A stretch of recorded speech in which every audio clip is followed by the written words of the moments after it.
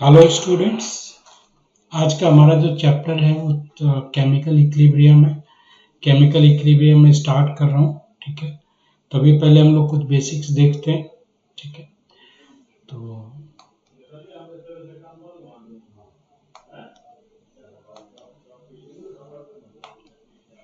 देखिए, यहाँ से सबसे पहले हम देखेंगे इसमें कि रिवर्सिबल रिएक्शन क्या होता है, ठीक है। Reversible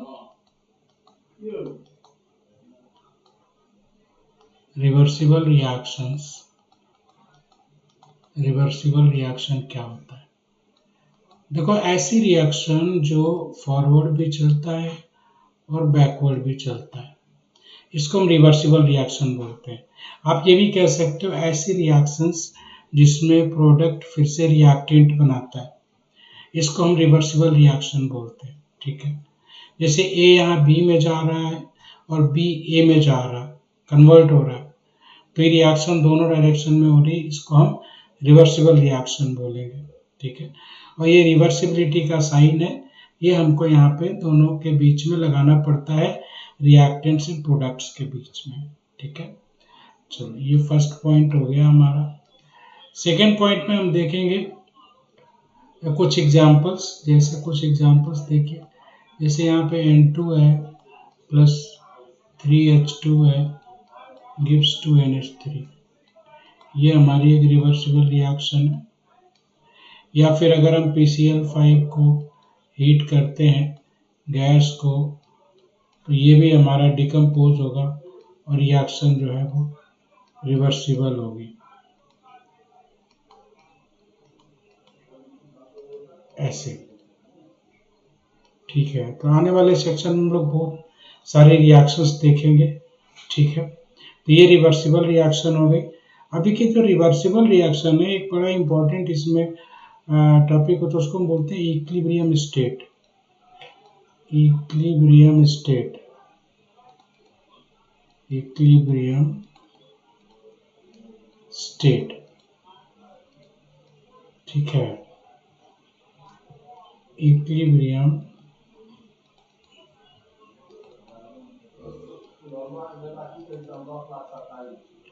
equilibrium state. Equilibrium state क्या होता है, देखिए। इक्विलिब्रियम स्टेट रिवर्सिबल रिएक्शन का एक बहुत ही इंपॉर्टेंट स्टेट होता है, ठीक है। देखिए, इक्विलिब्रियम स्टेट ऐसे होता है बच्चों कि जब किसी रिवर्सिबल रिएक्शन में फॉरवर्ड और बैकवर्ड रेट बराबर हो जाता है। जैसे सपोज करिए हमारे पास एक रिएक्शन है ए टू बी रिएक्शन है, ऐसे। तो इसमें हम फॉरवर्ड, ऊपर वाली जो ए टू बी रिएक्शन है उसको फॉरवर्ड रिएक्शन बोलते हैं और बी टू ए को हम बैकवर्ड रिएक्शन बोलेंगे। इसमें ए रिएक्टेंट है और बी हमारा प्रोडक्ट है, ठीक है। तो जब यहाँ से एट इक्विलिब्रियम क्या होता है, एट इक्विलिब्रियम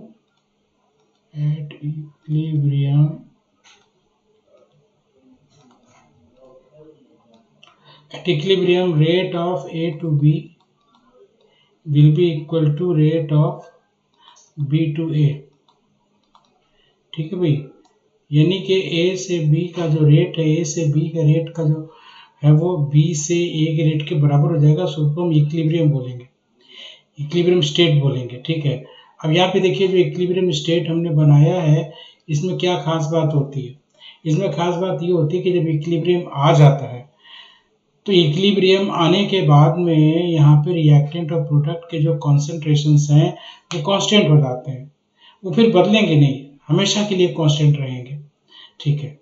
बदलेंगे लेकिन हमें उसमें कुछ चेंजेस करने पड़ेंगे। अगर हम कोई भी चेंज ना करें तो इक्विलिब्रियम स्टेट हमेशा के लिए क्या रहता है, हमेशा मेंटेन रहेगा।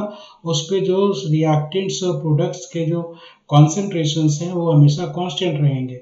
देखिए, मैं इसको समझाने की कोशिश करता हूँ। एग्जांपल देखिए, सपोज करिए हमारे पास 2A है प्लस 3B है, ठीक है, और ये बना रहा है C प्लस 4D, ये बना रहा है। सपोज करिए इक्विलिब्रियम पे इनके कॉन्सेंट्रेशंस ABCD हैं, ऑलरेडी ये इक्विलिब्रियम पे है, ऑलरेडी ये इक्विलिब्रियम पे है।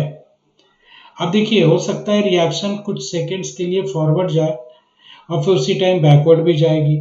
तो देखिए जब ये रिएक्शन फॉरवर्ड जाएगी तब क्या होगा, जब फॉरवर्ड जाएगी तो ए में से कुछ निकलेगा, सपोज कितना निकलेगा 2x, ठीक है, और बी में से क्या रिएक्ट करेगा, b माइनस 3x, ठीक है, c कितना बनेगा x, और d कितना बनेगा d प्लस 4x, ये बनेगा d प्लस 4x, ठीक है।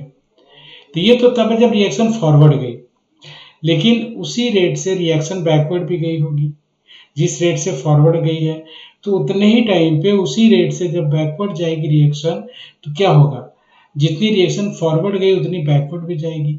अब बैकवर्ड जाएगी तो क्या होगा, बैकवर्ड जाएगी तो इसी में से आपका माइनस 4x होगा, और ये माइनस क्या होगा x होगा, और यहाँ पे क्या होगा, ये प्लस 3x होगा, और यहाँ पे क्या होगा, ये प्लस 2x होगा। तो देखिए फॉरवर्ड गई है तो क्या हुआ और बैकवर्ड गई है तब क्या हुआ। फॉरवर्ड गया है तो ए और बी कंज्यूम हुआ, COD बना, जो COD में बना है वो एग्जिस्टिंग कंसंट्रेशंस में हमने क्या किया, ऐड कर दिया।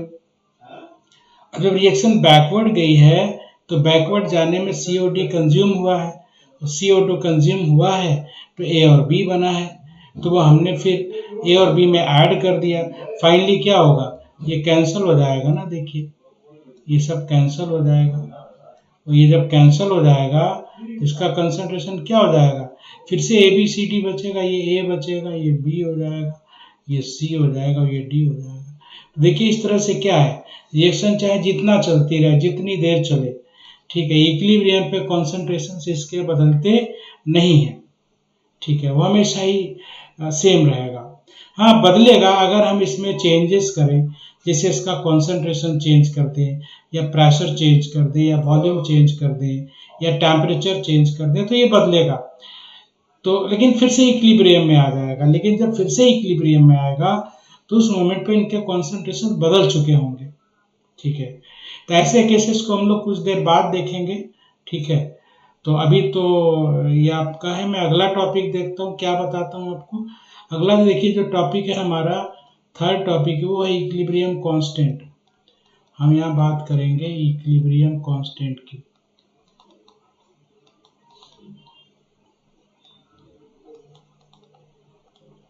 इक्विलिब्रियम कांस्टेंट क्या होता है, देखिए देखिए इक्विलिब्रियम जो कांस्टेंट है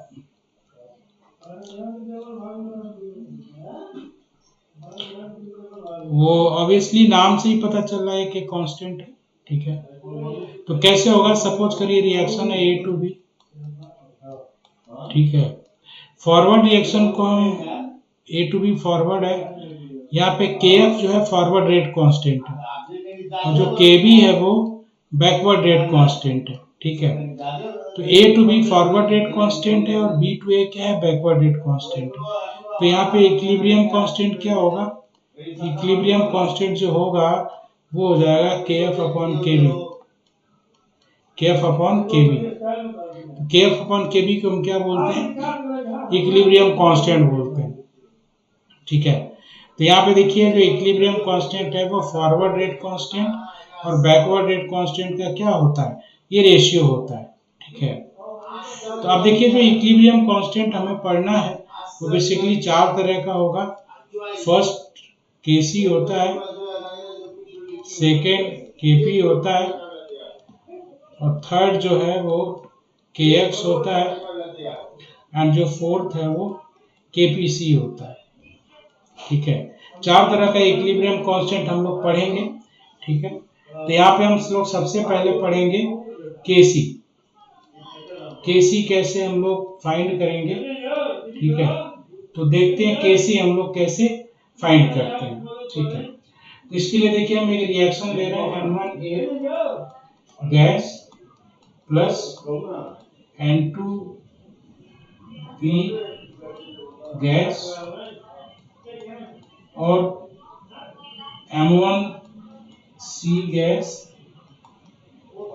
और plus M2D gas, M2D gas. ठीक है, तो देखिए यहाँ पे अगर हमको इसका इक्विलिब्रियम कांस्टेंट लिखना है Kc, तो हम कैसे लिखते हैं?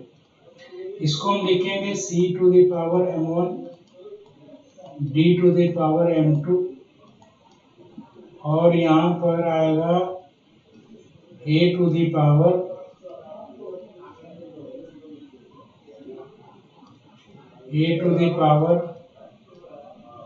N1 and B to the power N2।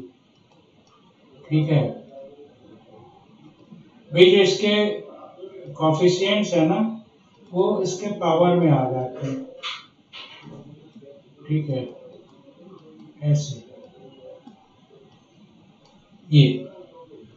तो यहाँ पे बच्चों हम ये सीखते हैं कि एक्चुअली ये आया कैसे, ये मतलब ये जो हमने डेरिवेशन लिखा है ये आया कैसे, इसको हम अगले पेज पे सीखेंगे। ठीक है, तो मैं अगले पेज पे चलता हूँ।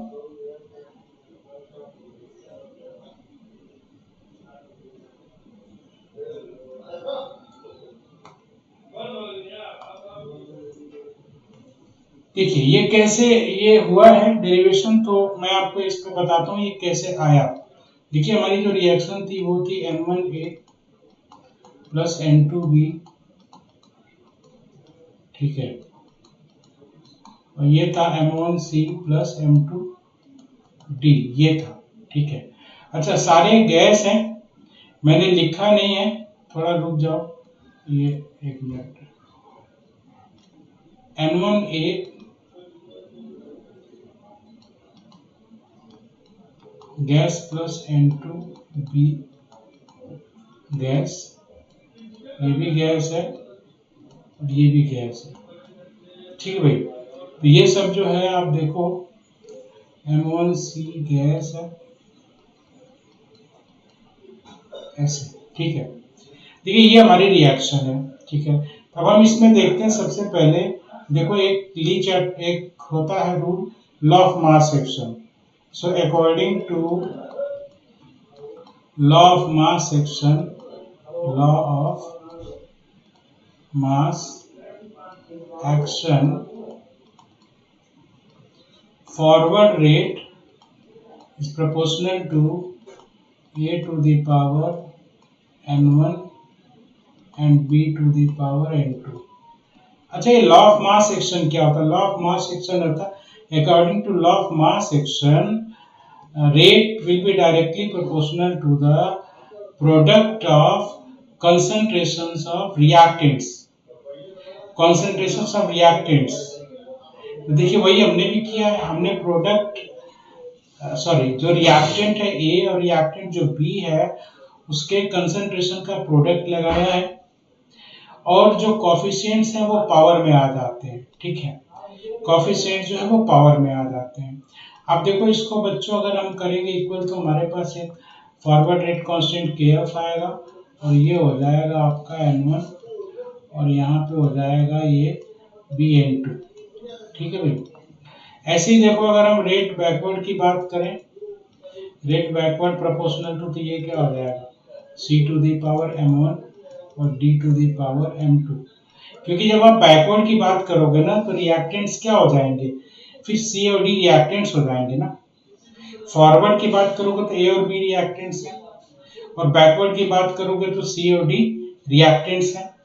तो यहाँ हम अगर रेट ऑफ बैकवर्ड की बात करेंगे तो ये प्रोपोर्शनल आएगा C to the power M1 and D to the power M2 और यहाँ पे ये हो जाएगा आपका KB C to the power M1 and D to the power M2, ऐसे हो गया।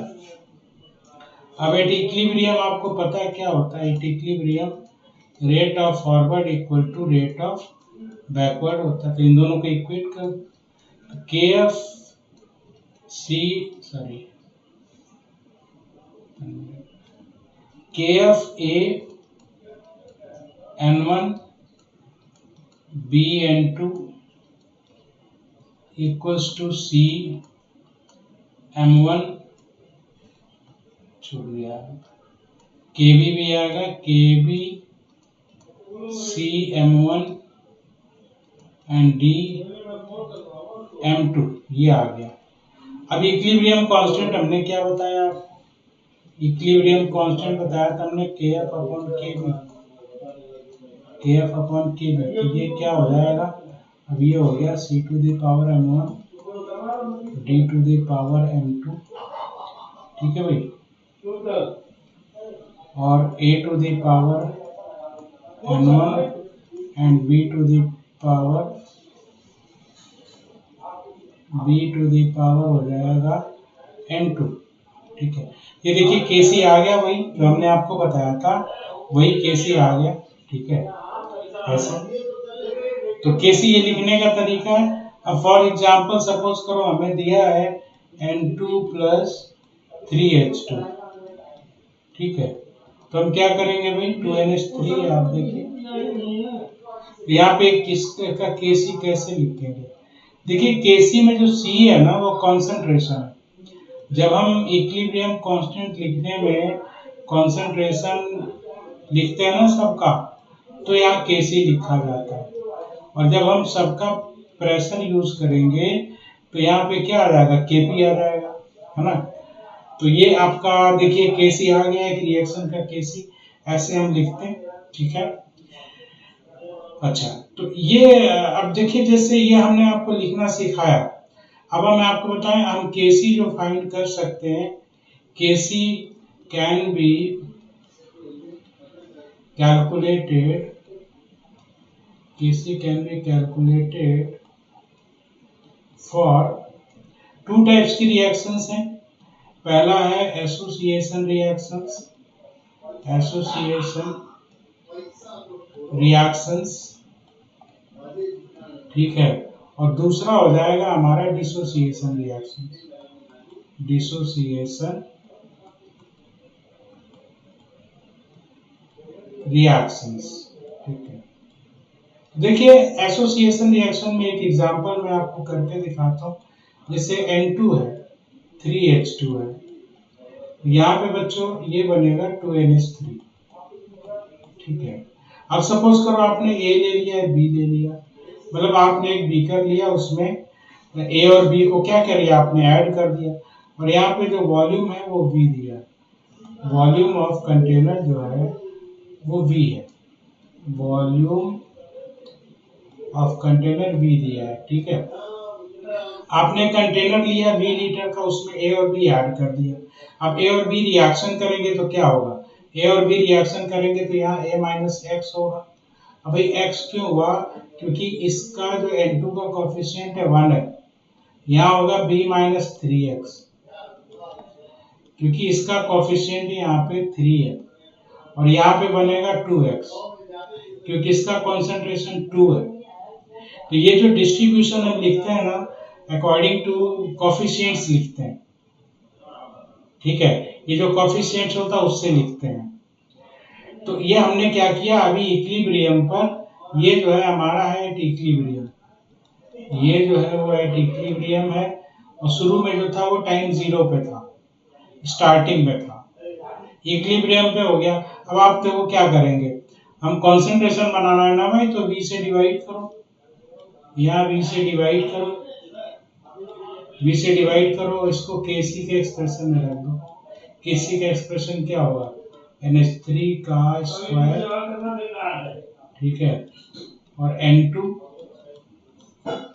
और H2 ऐसे ऐसे होगा, ठीक है। तो यहाँ पे आप रख दीजिए, क्या रखेंगे, NH3 यानी 2x/b का स्क्वायर, और यहाँ पे आएगा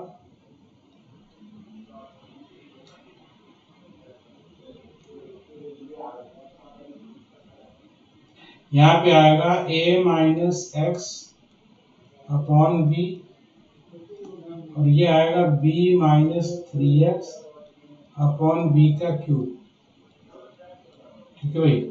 इसको आप सॉल्व कर लेंगे तो आपको आ जाएगा इसका एक्सप्रेशन, ठीक है। ऐसे डिसोसिएशन रिएक्शन देखिए, सपोज करिए हमने PCl5 का यहाँ डिसोसिएशन किया, PCl5 गैस, ठीक है, तो PCl3 बनेगा गैस, और यहाँ बनेगा Cl2 गैस। अच्छा, इसमें सपोज कि इनिशियल कंसंट्रेशन आपका इसमें A है और ये शुरू में तो 0 है, T इक्वल्स टू 0 पे ये सब 0 है, ठीक है। अच्छा, फिर इक्विलिब्रियम पे क्या हुआ, A से X आपका डिसोसिएट हुआ, तो ये X बनेगा और ये X बनेगा।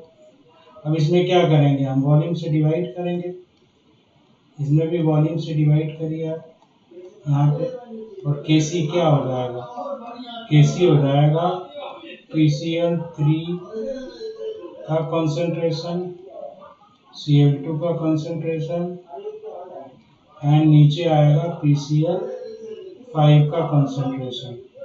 ये हो गया आपका x/v into x/v divided by a minus x/v, ठीक है भाई। तो ये क्या आ जाएगा, x² v a minus x। ये देखिए केसी का एक्सप्रेशन आ गया, ठीक है। अब ऐसे ही आपको न्यूमेरिकल्स दिए जाएंगे, न्यूमेरिकल्स में इन सब की वैल्यू दी जाएगी, वो हम प्रॉपरली रख के क्वेश्चन सॉल्व करेंगे, ठीक है। तो बच्चों इस लेक्चर में इतना ही, बाकी आगे के लेक्चर्स में आपको मैं बताऊंगा आगे, ठीक है। थैंक्स।